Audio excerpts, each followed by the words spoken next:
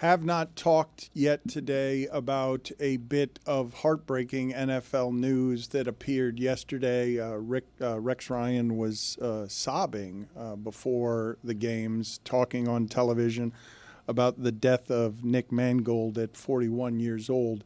It is very rare in that sport for the center to have that kind of fame, to be so excellent. I know that Jason Kelsey has gotten there later in life.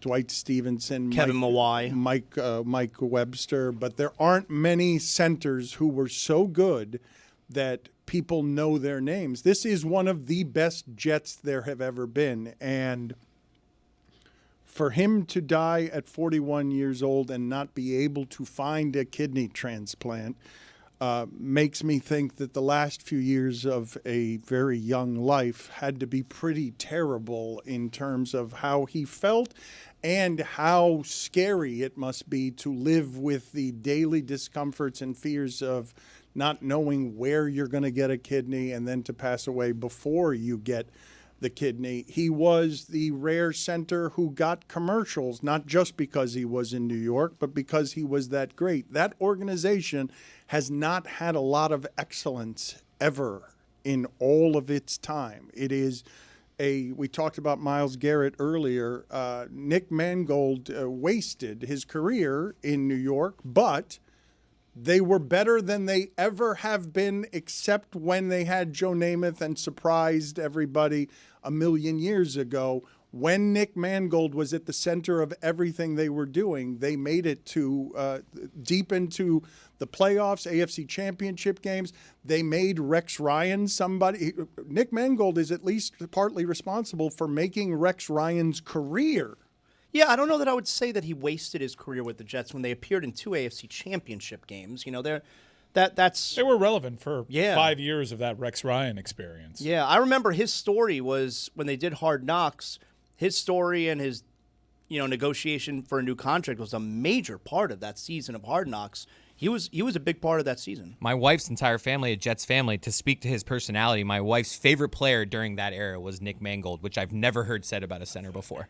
He had a ton of personality. He was fun. It wasn't just the mane of hair. Like, he had commercials. They weren't regional commercials. He had national commercials. It's like a Pepsi commercial. He was among the most famous Jets, and it was based on excellence. You're right to correct me there, Zaz. He didn't waste his career there because they had more success than they've had as a franchise. But it was at least in part because he was at the center of everything. And there's a South Beach session coming out shortly in which Vince Wilfork, obviously a very tough man, Vince Wilfork, I believe, was at the center of the butt fumble because he was throwing that person back into Mark Sanchez. There was only one human being ever that Vince Wilfork said, "Whoa, I'm surprised that this man can handle me one-on-one. Usually it takes two men." Listen to Vince Wilfork in an upcoming episode of South Beach Sessions talking about Nick Mangold. The one guy that I could say that held his own, and I love him to death, is Nick Mangold. Nick was very, very good. Nick was smart. Nick was strong. He was big. He could move.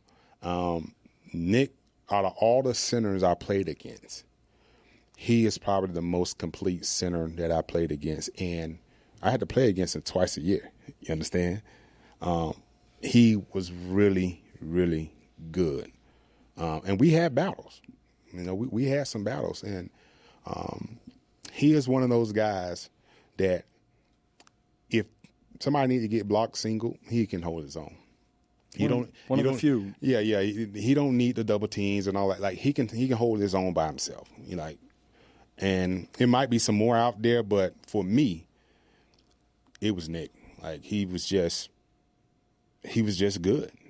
I can't tell you how rare it is for Hurricanes to speak that kind of respect of anybody by name. They just don't do that. Of that ilk, that time period, guys that good with the Hurricanes, you have to beat the respect out of them. And Nick Mangold was just a physical beast and a personality that somehow got to stardom at center in New York, and I know Jason Kelsey has made it more common recently, but Nick Mangold did it first. And I'm not sure, like even when I mentioned these other centers, Dwight Stevenson, Mike Webster, it wasn't personality based. It was excellence based. It wasn't the combination of excellence and charisma that would make a lineman, your family member's favorite players. No, I agree. He had the mane of hair and the personality and the market to become a star, and he got there. And I was shocked to hear he died for the reason he died, because sometimes we mistakenly think that if you're a celebrity, if you're wealthy, you sort of cut in the line on the transplant list, but it isn't always true. He had to wait his turn, and the fact that he died without a transplant is really heartbreaking at 41. And he probably would have had a really great media career, but he's been battling this for some time. Really intelligent guy. Centers, sneaky, have to be like the smartest people on the field to identify everything there is on the field and help the quarterbacks out there. It's a real damn shame. It transcends the position, really, to have someone like that, and you feel it. You feel it. And it was kind of heartbreaking to hear Vince. I know he was talking about Nick's time as a player, but this was known in NFL circles, and to hear Vince just in that clip talk about Nick as someone that was here was sad. Greg, the other thing, too, I don't think it's about the cutting the line or celebrities and people with access to money and stuff get to the front of the line. He had multiple kidneys that just didn't match with his body. Oh, right? that's what I was wondering. Like, and there was no one he part. knows that attempted to give him. And he would reach out on social media. On social media is especially painful to see, because he's just like trying to beg. Imagine there's no match whatsoever, and it's like you could be at the top of the list forever, but if there's no match that actually matches with your body, then you can't do it. My father-in-law actually had a double lung transplant 2 years ago, so me and my family are very familiar with this process, and thank God he was able to find lungs that matched. That's why it's so important to be an organ donor, because you never know who's going to need something down the line, especially if you're healthy. So it's crazy to see like something like that as a kidney, where kind of anybody can give a kidney. We can kind of function with one, but when you don't have a match like that, it's just really sad to see. Rex Ryan couldn't get through the first words of when Mike Greenberg announced the news and announced it, was sad to announce the news, threw it to Rex Ryan. Rex Ryan could not get through the first sentence without breaking down, because he knows how responsible Nick Mangold was for the excellence that came Rex Ryan's way, and also, and he told the story of Nick Mangold while being injured. It's part of where he broke down. While being injured, wanting to play and demanding to play on Rex Ryan's last game when they knew that he was going out, because he wanted to be out there for him. So forgive me for not having the proper transition to pull out of this story, but this started the NFL Sunday, and it was moving to see Rex Ryan that kind of wounded on television in a way that was connected, really human, between coach and player. And all of us, I guess, sort of can feel the mortality of someone losing their life that young at 41 years old. So I will transition awkwardly into some of the other stuff that Greg Cody wants to talk about, because Greg Cody is primed and ready here. You've recovered from your olive experience. You're getting over it. You're filled with sodium. More like brined and ready. Oh, and coffee. Don't forget the coffee, Dan. Yeah, and how's it sitting with you? You've been farting? What's Extra going on? caffeine. No, it's good. okay. No swords. But you were wrong. You were wrong about the 9 olives fitting. I was totally wrong. Yeah. Because, again, in my defense, I'm used to olives that are that big. I'm not used to olives that are that big. I'm not throwing anybody under the bus. You're making it sound like they were the size of eggs, Greg. They were the size of olives. I'm just saying that whoever chose those olives to give me was trying to sabotage me. We did not. Wait. There was a little bit We going did not on in go the out. background. We did It's not a nice go, hotel here, right? They just have those olives. We did not Extra go out and get. large. Extra, Did you picture us looking at like a bunch of olives and we're like, we'll take? No, we went Extra upstairs. large. We said, hey, can we get some olives? No, and that's what they handed We went us. to the Whole Foods olive bar and said, "Give us your jumbos." Give us your biggest olives. That's exactly right. Those In Greg's were crazy defense, he olives. probably was thinking about black olives, which are obviously smaller than the green olives that are a little bit bigger, unless he obviously You hate was America. not, based off the way he just looked at me. No, but here's the thing. Me? I don't eat black olives. Black olives to me have no flavor. when you want a salty olive, and I eat them for the salt, you want a green olive. I've never had an olive in my life. Really? Yeah. You were missing something. No, I'm not missing anything. Yeah, stay away from the Kalamata. You got to go to the salty green. You don't olive. like a Greek salad? You don't like? No, not really. No. I'm with my dad on this one. I can tell. I can look at a food and know if I'm gonna like it or not. And I know I don't like olives. Buddy, you don't like ribs, you don't like wings. Like, what are you talking about? I don't eat the ribs because it makes me messy, and I don't think it's worth the trouble. You know, it's It not is, about though. liking it or not It liking always it. is. He does like ribs and wings. He just doesn't like eating with his hands. Yeah, it's just not worth the trouble to me. I'll have something else. If they put olives out there on that table, I bet you'd eat it. I could tell that I don't like that food right there. I could tell. I don't even need to try it. That's like a child. When a child says to you, I don't like broccoli, you say, have you ever had broccoli? Right. And they go, no. Right.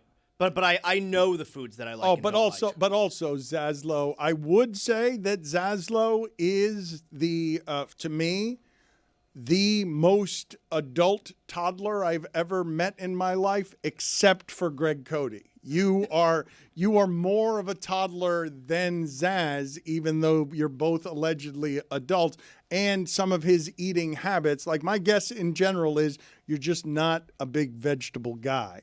I mean, it depends what kind of vegetable. Like I like broccoli, and I like Such a good shout. Got a soda drinker's body. What Such a vegetables good that guy shout having? by Dan. You hate vegetables. I like. What makes you say that? I think that you think that chicken fingers and chicken nuggets are the way to go. I got shamed for the lunch I had on the road this weekend in Baton Rouge. I ordered, everyone else got wings, but I don't do the wings, so I got boneless wings. so chicken they're not nuggets. wings. I got boneless wings. No, quit calling them wings. if and they're so then I boneless. was told that I ordered chicken tenders like a baby. I said no, I ordered boneless wings. Blasphemy. I think you only eat corn. That's the vibe you No, give I off. can't eat corn. It hurts my stomach. Wow. Hurts Dancing my stomach. swords. Hurts Yeah. your stomach? Yeah, I love corn, but it comes out the way it went in. Yeah, But corn. That it goes happens for all of everybody. us. Yeah. Okay, but it also hurts my stomach. I'm not trying to have diarrhea. I like Corn the will idea go when he right was a through you. kid, he's like, whoa, I don't digest that. I'm not eating it. I think that Zaslow can crush a children's menu. That chicken fingers and French fries. Chicken fingers, fries, pizza, macaroni and cheese. Kids' menu is amazing. What are you talking about? So good. And they don't even they know not to include the vegetables, so whatever. It's Yeah. perfect. Health food. Let's cleanse the palate slightly more by Fruit having bowl, what are you talking about? a song about Terry More fries. Terry Rozier, please. All right, some breaking news is catching everybody by surprise. The FBI arresting NBA player Terry Rozier. Miami Heat guard was arrested early this morning and charged in a federal sports betting and money laundering case. Hey, teams win and lose together, but sometimes being a baller's not as fun as being a bettor. The under's gonna hit tonight, so stick around. He's gonna fake an injury to keep those minutes down. The league did their own investigation, ooh, but they whiffed somehow. Terry and his bets. Oh, it's all weird and terrible. Scary Terry's out there throwing games. Oh, what's he gonna do? He's hella screwed, cause now he got nabbed by the FBI. Oh, Terry and his bets.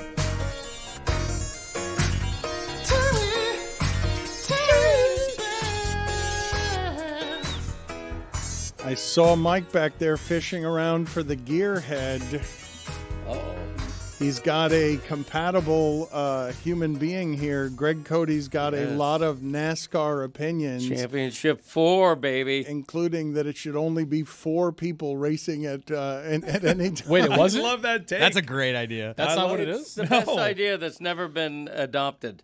The best idea I've ever had that's never been adopted yet. If you had your way, the 4 racers and only the 4 racers allowed to race at Phoenix for championship weekend, which is coming up this weekend, Correct. would be Chase Briscoe, Denny Hamlin, who is presently suing NASCAR as a team owner for 23. I feel like that's his last name. His first name, according to you, is Denny Hamlin. His last name, who is presently suing NASCAR. You love saying It's that. wild. You have a great situation here where the France family would potentially have to hand Denny Hamlin his first ever Cup Series championship. And William Byron has made it by winning a brilliant race race at Martinsville. He was the pole sitter, wire to wire, basically dominated that race. And his teammate Kyle Larson, who missed out on the championship four, closes out the championship four, which is a really interesting dynamic because you have two Joe Gibbs Racing guys in Chase Briscoe and Denny Hamlin going against two Hendrick Motorsports guys. Seemingly the entire race will be helping each other out during the race until they all decide at a certain point in stage 3, let's go for this thing. 4 incredible racers, probably the best championship four you could ask for, and most importantly, Joey Logano, shutout. The defending champion, Joey Logano. I'm not a huge NASCAR fan. I'm a casual NASCAR fan who ramps up when the playoffs are underway. So I'm gonna have to say what you'd expect, which is that Denny Hamlin winning and being handed the trophy by a France is what America should want. It's so that's great. the outcome. It'd be so great. Yes, it would be.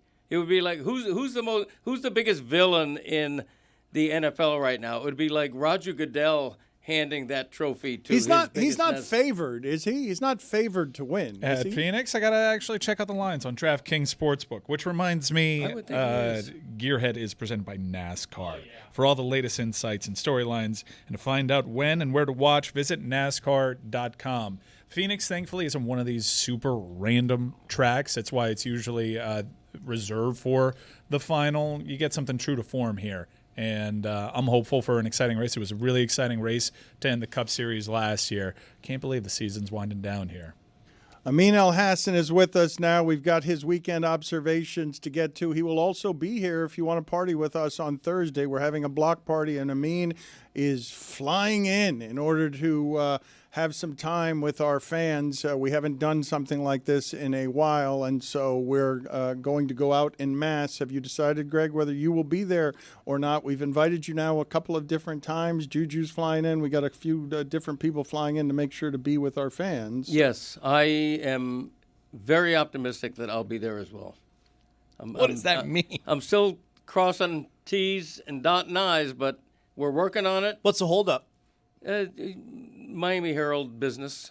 Well, there is a game that night. There is a game that night. Usually he writes off of those games. The negotiation is that I would write a quick column off the game that I would post online by Friday morning. And do you tell them why? You're like, I'm going to a Halloween party. Yeah. He's been milking the knee thing. Well, I mean, my knee thing is not milking it. It hurts. I'm about to have surgery. But I'm also not going to this thing to go ballroom dancing. I'm going to this thing to sit You've never down been to in a Flanagan's corner. on Kendall. I can There's going to be tell. so much ballroom dancing Is there. there? Oh, Yeah? my God. Okay. It's going to break out all over the block party. Wow, ballroom dancing. All right, I'm there. Amin is here. Let's do his weekend observations. He's glowing right now. The best Georgia Tech team of his lifetime is 8-0. Haynes King, I'm sure, is going to make an appearance at some point in these weekend observations. Let's get started with Amin. It is time for Amin to share his game notes. No one in the media will tell you what happened better than my boy. Amin. Weekend Observations is presented by Miller Lite. Greg, I told you to stay strong. I told you to remain diamond-handed. And we finally hit the turning point. Because with 4 touchdown passes, 0 INTs, and only 1 order of catalytic converters with cheese, Tua is back. Jack. The Finns, thank you. The Finns have a 3-game homestand up next, starting with perhaps the return of Lamar Jackson, then followed by Josh Allen and Jaden Daniels. You guys smell that? Uh-oh. Momentum.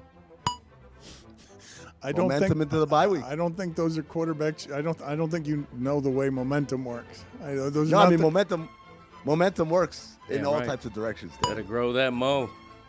Yeah. Better grow it. Let's see. Why is everyone making a big deal about Vanderbilt? They can't stop talking about Vanderbilt. Oh my God, oh my God, oh my God. When just like an hour south of that, there's something truly magical happening. Jaylen Brown giving us the Carlos Boozer treatment.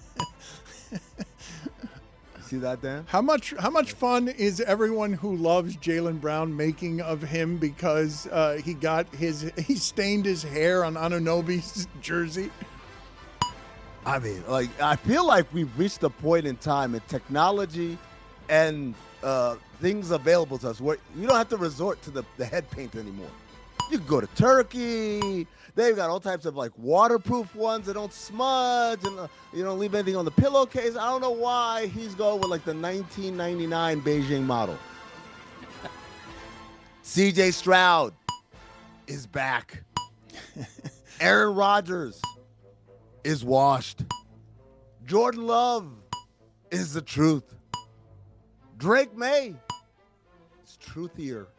You know what happens when you do the truth and then you get a little bit more truth? Truth. Become truthier. Ridiculous. Cam Scatterboo mangled his ankle. Players turned away in horror. But he just pumped them up and waved up to the crowd. What a guy. You see that? Everyone's crying and stuff, and he's like, come on, guys, get your heads in the game. I love that guy. Jackson Dart, sacked 5 times. Hey, Giants, protect the merchandise. By the way, Dan, I just discovered Jackson Dart has a brother. Do you know what his brother's name is? I do not. I swear to God, I'm not making this up. Diesel. No, you're making that up. That's a better. Does he play football? That's a better quarterback name Does than he Jack. play football? Tony, his name is Diesel Dart. Attaboy. What do you think he does? That gets Play you highlight? That gets you 5 stars on Rivals right off the bat. 3-star recruit. That's crazy. 3 he stars. He must stink. He must be terrible. Mike, call that guy. Nah, man. Diesel Dart's the truth. He's going to Ole Miss, I think, next year. Halloween is around the corner. And Kash Patel wants to play Mark Ruffalo in Task. You guys see this? He wore the jacket and everything. Yes. Pablo Torre tweeting more and more details about rigged poker games. Naming more and more names. Pablo, you're making the spot awfully hot, man. I mean, I wouldn't mind as much if it was just you, but I'm in this with you.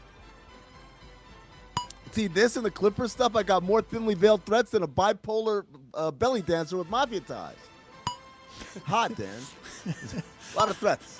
That does seem like a lot, right? Like there. Kash Patel really likes saying La Cosa Nostra. You guys notice that? La Casa Nostra.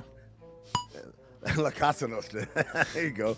He got up in the morning and practiced saying that in the mirror. I just know it.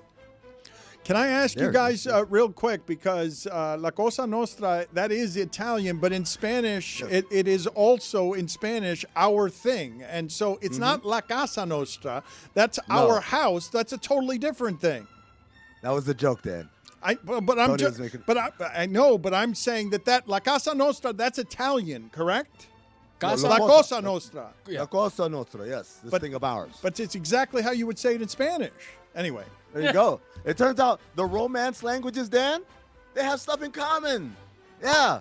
Buongiorno and bonjour. Wow, those are really close together. Yeah. Tucker Kraft, 143 yards receiving on 7 receptions and 2 touchdowns. Haven't seen a Kraft rack up numbers like that since Jupiter. On tight end day, no less. Tight end day. The broadcast still shows Robert Saleh every time the opponents score. I started forgetting who the head coach of the Niners was. To be fair, Shanahan does a good job of hiding his face with the play call sheet. Does this a lot. So then like, oh, we can't show him. Who are we going to show? I guess show the other guy. Yeah. The 49ers had the ball for 5 minutes in the first half yesterday. I was so confused in the red zone. I'm like, why don't we show the 49ers? I need George Kittle for a touchdown. 5 minutes they had the ball in the first half. You guys know why? Because Mac Jones. Yep. McCorkle Jones turned back into a pumpkin. You know what season it is, Dano? Pumpkin spice season. It's pumpkin season. That's right. Well done. Cinephobe last week, we did Tokyo Drift. True story. They couldn't get permits to shoot in Tokyo, so the crew just went ahead and shot the scenes anyway.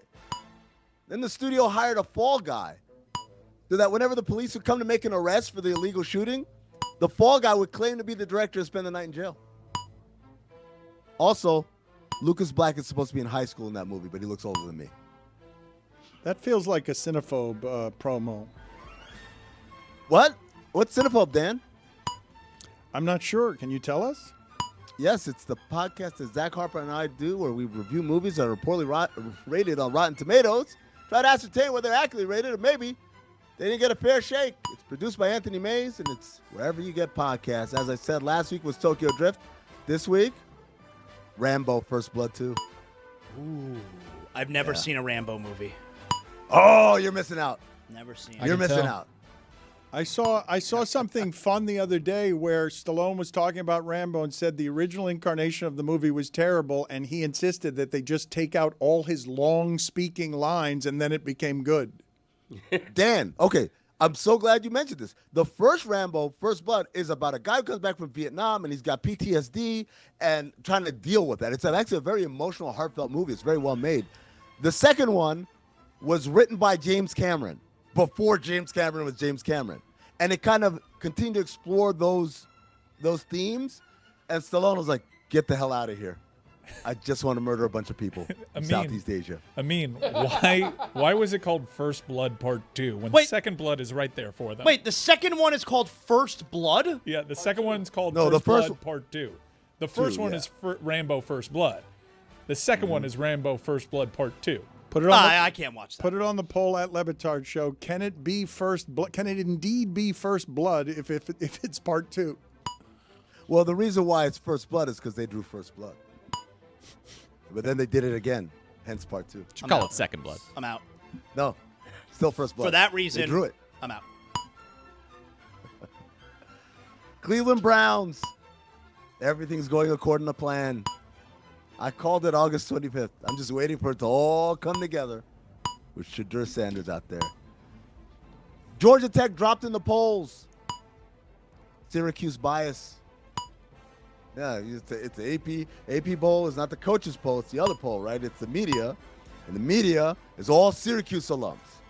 Costas and Lefko and Iron Eagle and Serena Morales and all these people. Liberals. They're just mad. Their coach said, we're going to find out who's a coach. Yeah, we found out, all right. Frank Key. Misconnection. You were the cute brunette in the mall parking lot talking on the phone. I was the pedestrian you ran over. Colorado. Down 43-0 at halftime to Utah. We didn't even Lost 53-7. We didn't even mention that. Is Deion still coaching? Sort of. Remember when he said he's bringing his own luggage and it's Louis? Now all he has is garbage bags and Lewis. Sorry, Lewis. Joke this guy. Can you win comeback player of the year twice? If so, Flacco is a lock. I know they lost, but damn, man. Guy came back again. Kirk Cousins should win go-away player of the year. The opposite of comeback. How the hell do you lose to the Dolphins? Speaking of hell, Art Briles. Those are the very sloppy weekend observations. Put it on the poll, please, at Le Batard Show. Should Kirk Cousins win go-away player of the year? Greg Cody is talking about a sports equinox. Boy. Hell yeah. A sports equinox that he's very excited about. Work out there. Can you explain to us why it is you're so excited about the sports equinox? Because these are rare occurrences. I refer to it not as the sport equinox, but as Royal Synchronicity Day. This is the day on the calendar. It doesn't happen every year, and when it does, it's normally only once a year. For example, this is the very first one was in 1971. This is the 32nd one. Is today, October 27th. When MLB, NBA, NFL, and NHL and Highlight are all playing, and Highlight are all playing, and MLS, Inter Miami, and MLS. But we're only talking about the traditional, original Big Four sports here. That's where the record keeping is done. First time, in a while. I mean, it's happened every year since 2015. Granted, but usually in a while. It doesn't always happen. In a while. That kind of thing, though, Greg. Every year for the last 10 years, but it doesn't happen.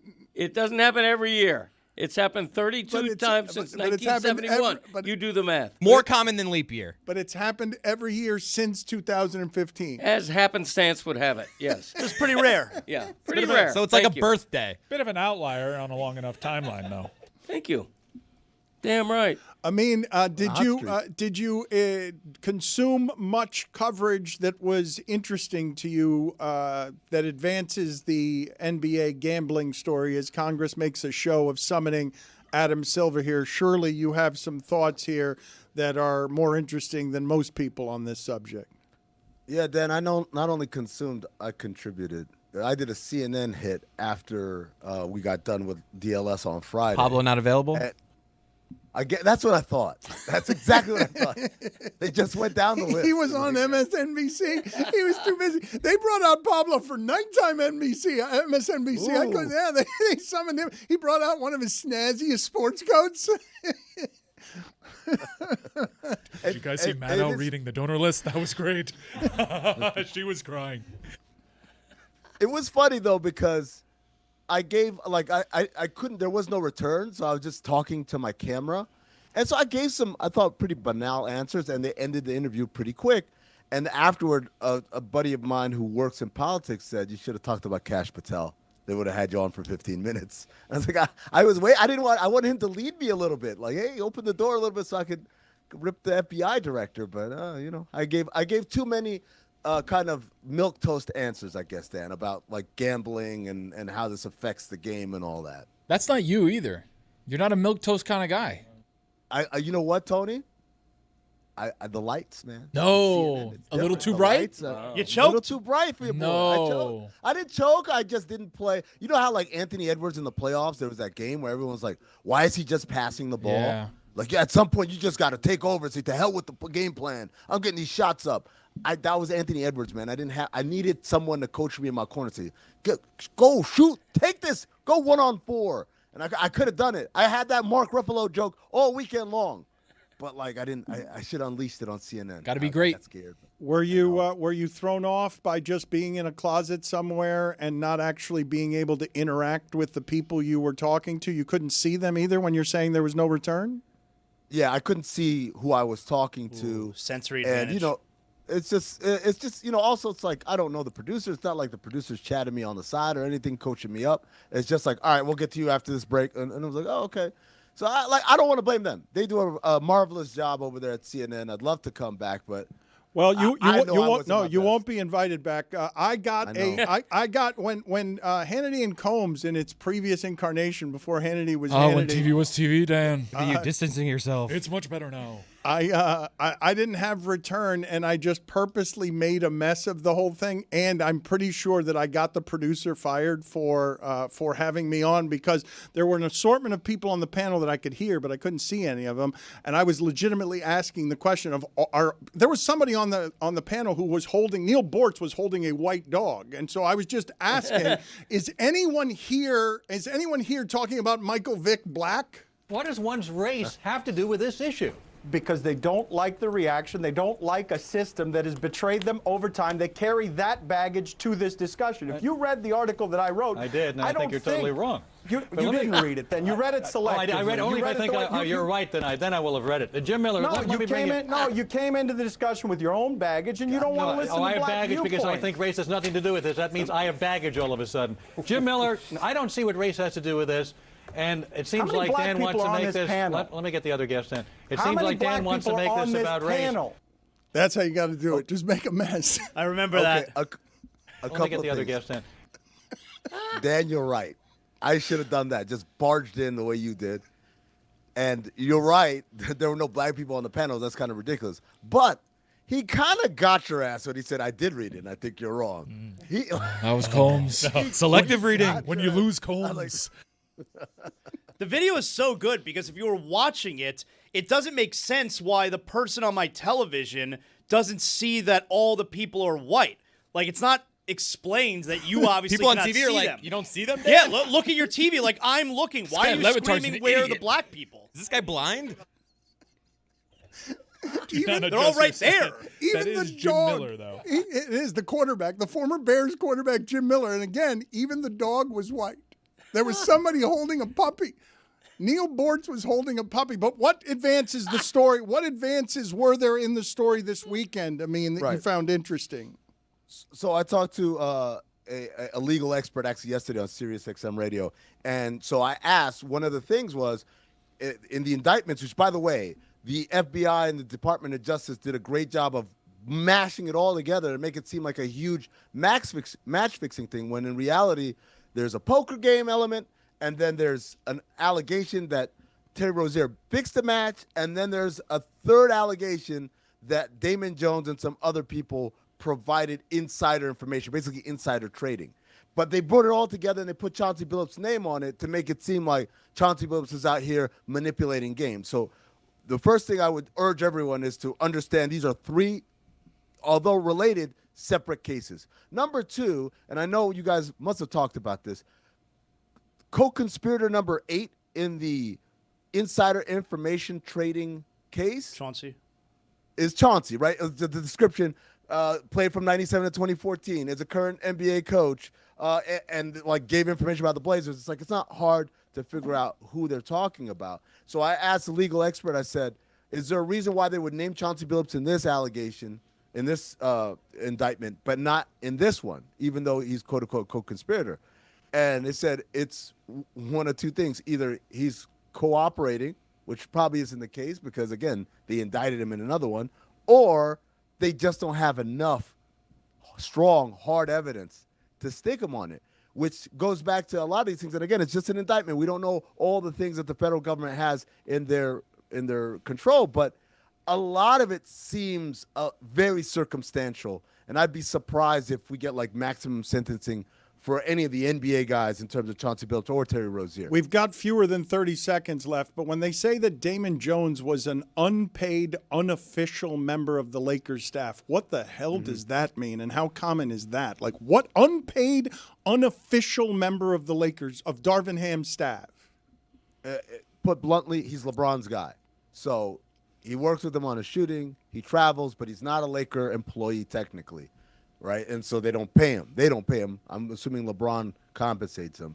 And so Damon Jones being around and that intimately in the environment would, hypothetically speaking, give him access to information that a regular person would not. Oh, so he's like Jeremy. Can you believe it, folks? We're already halfway through the football season. For many, it's been a frustrating football season, especially those who are fans of the pro team down here. But for others, you have that away trip that was really special. You celebrated, you commiserated, and hopefully you did it all with Miller Lite. That's right, because Miller time makes football time a special time.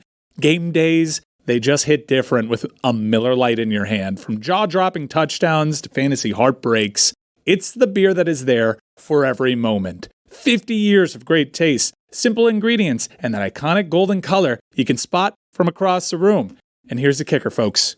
It's just 96 calories and 3.2 carbs per 12 ounces. The original light beer since 1975 and still hitting different 5 decades later. So whatever your game day experience looks like, remember, Miller time is always a good time. Miller Lite, great taste, 96 calories. Go to MillerLite.com/Dan to find delivery options near you, or you can pick up some Miller Lite pretty much anywhere that sells beer. It's Miller time. Celebrate responsibly. Miller Brewing Company, Milwaukee, Wisconsin. 96 calories and 3.2 carbs per 12 ounces. All right, Jeremy, tell us what you got coming up on Wednesday night. Game 5, right? Game 5 Yes, for the Game World 5, Series? which is going to happen. We were nervous for a minute when we decided to do this, that Game 5 wouldn't happen because the Dodgers have been so dominant. But we're going to have a pitch clock watch-along for Game 5 of the World Series. So me and Chris and Ethan, Lewis will be there. Everyone from the shipping container is invited. Greg, you're also invited. If you want to log on to... It's on Zoom from home. From home, just watch along. Game 5 of the World Series.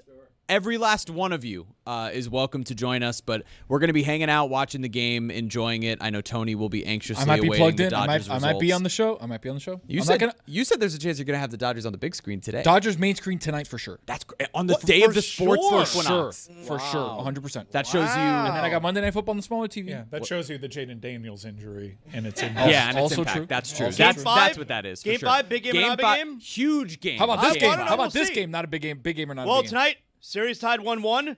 Dodgers, Blue Jays, American League champion, National League champion. Series shifts to LA. That's a big game. Wow. That's a big game. Well, we're going to be watching Game 5. That's going to be a big game. Bigger. We can't wait for it, so be sure to tune in on the Le Batard Show YouTube channel when we do. All right, very good. Thanks, Jeremy. Let's bring in Juju here. Hello, Juju. How are you? Pretty good, my brother. How you doing, man? I'm doing all right. My eyes are a little bit sore from that Sunday night football last night. What do you make of those Steelers jerseys? What are we doing? Come on.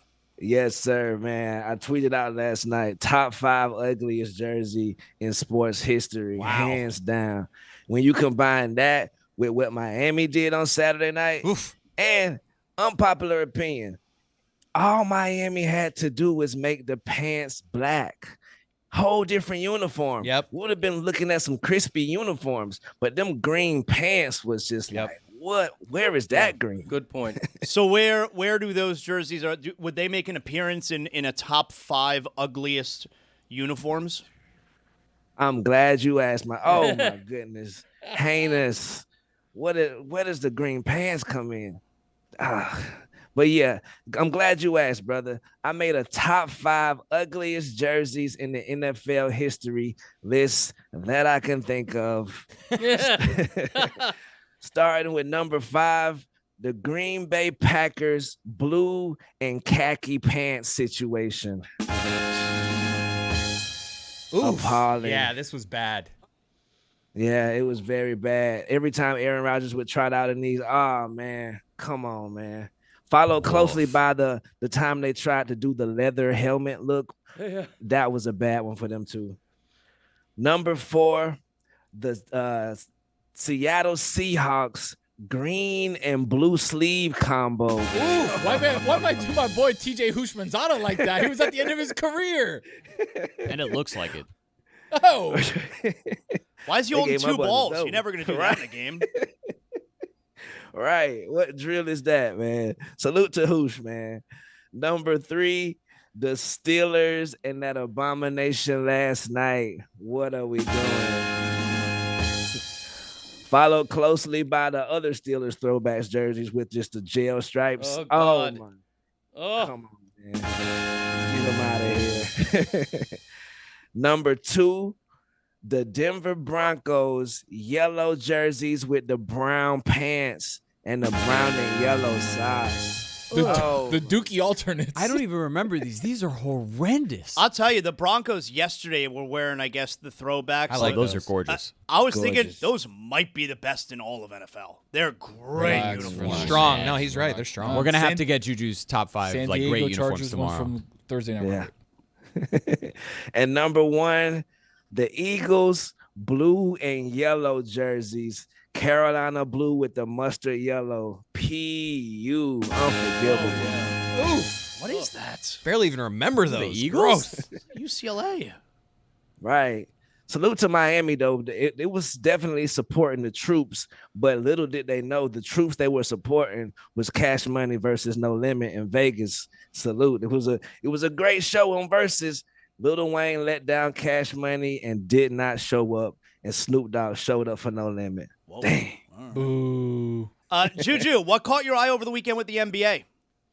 Oh, man. Austin Reeves stepped up 51 big ones last night. Luka out for at least 1 to 2 weeks with a finger injury and I think another injury as well. But Austin Reeves said, my turn. It's my time. And I think that he's proven himself worthy of that contract that he wants. You feel me? Not only that, he's on the top of my MVP list right now. Well, I'll tell you Austin what. Austin Reeves, Luka, number 1 on the MVP list for me right now. It's interesting that you say that because Luka, he's fallen behind now in the MVP race because he missed the game this weekend. He's behind. I hear what you're saying about Austin Reeves because for a moment, I had Aaron Gordon atop the MVP list over the weekend. For me, it's Juju's wearing the jersey. It's Wembanyama. Oh, come on. Wembanyama's the Did MVP you see league Austin right now. Reeves put a 51?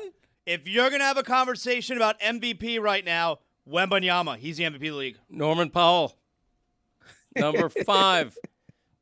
Number 5. Rising. Also in the NBA this weekend, we all know the big story, Chauncey Billups, shame on you. If true, guilty until proven innocent these days, how it go. But My boy Chauncey Billups pulled up the court in the Clutch Sports I hoodie, saw that. bro. Come on, bro. What are you doing? If I'm Clutch Sports, I'm like, bro, take that off now, The please. internet speculating that he's just basically sending a warning shot to them, like, hey, I'll talk. I think that's a good theory. I think it's exactly what he's doing right there. Yo, y'all better get some people to shut up, or I'm gonna start singing like a bird. Would. Also, over the weekend, I wanted to ask my dog Tony, because, man, UFC this weekend, unfortunately, didn't hit how we wanted it to. But Aspinall getting a lot of heat online right now.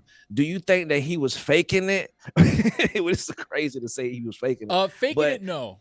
But He was losing, though, right? The argument is on the internet is that he was losing the fight, so he got poked, and he took the opportunity to be like, no, I can't continue. That's what some people are saying. Chael Sonnen, Anthony Lionheart-Smith also said in the post-fight show, he was saying, look, you got to fight through that. You're the champion. You're the guy that has to go through. I got my eye poked. Everybody gets their eye poked. It's part of the game. You got to go and continue to fight. But when you get poked by a guy who's 6'6", 265 pounds, built like a Mack truck, it feels a little bit different. It's a lot easier to say that from the studio instead of the octagon when you're getting two knuckles basically in your eyes. I don't think he's ducking. He did lose that first round and probably would have gone 10-9 gone. But that's what you want to see with the champion. You're down. Now what are you going to do?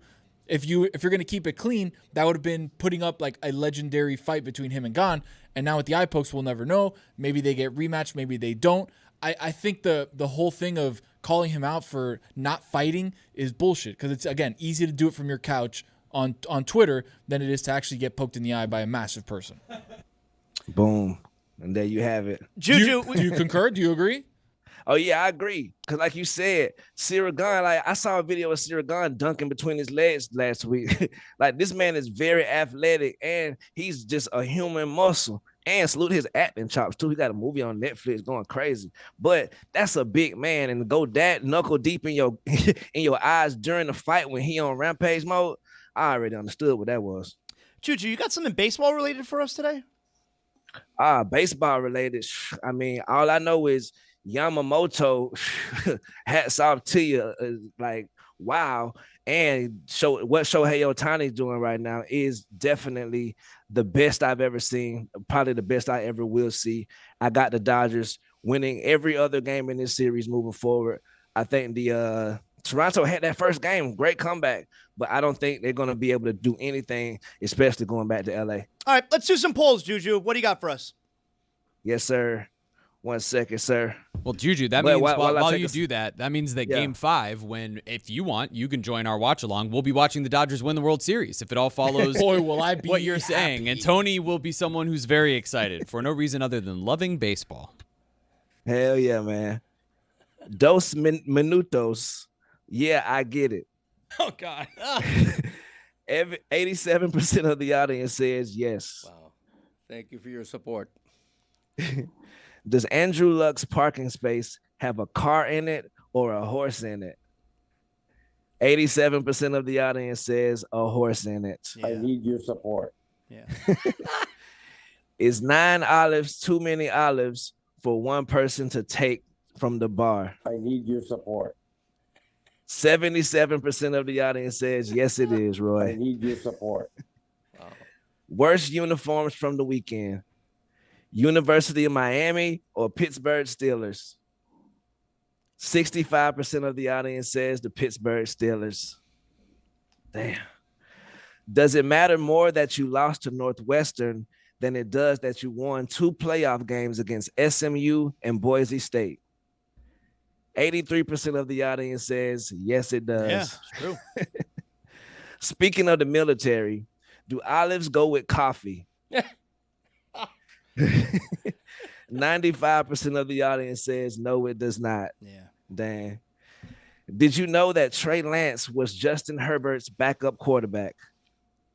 76% of the audience says no, they did not. And can it indeed be first blood if it's part 2? 69% of the audience says no, it cannot. Last poll: should Kirk Cousins win the go-away player of the year? 95% of the audience says yes, and those are your polls. Right. Good job, Juju. Yes, sir. Also, too, before we get out of here, we didn't talk about the funniest thing from the sports weekend. I got one. Tim Kirchin with him and his son on the podcast. I forgot the name of their podcast. Go watch it today. Great Game or What? But Great Game or What? They were on with Harold Baines, and this right here. Harold happened. Reynolds. Harold Reynolds. Ricky Henderson used to tell me all the time, you can't hold me. You can't stop Ricky. Ricky getting ready to go. Going right here. You can't stop Ricky. Ricky going. And he would run on that pitch. He would do that all the time. Pop the track.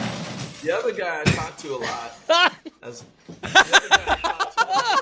at that. He's going on the blooper reel, Dad. Don't even worry about it.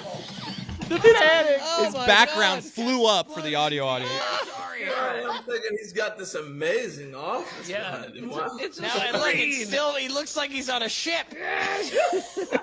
Sorry. Salute to Tom, man. We love you, bro. Great. Good stuff, Juju. That's so good, Juju.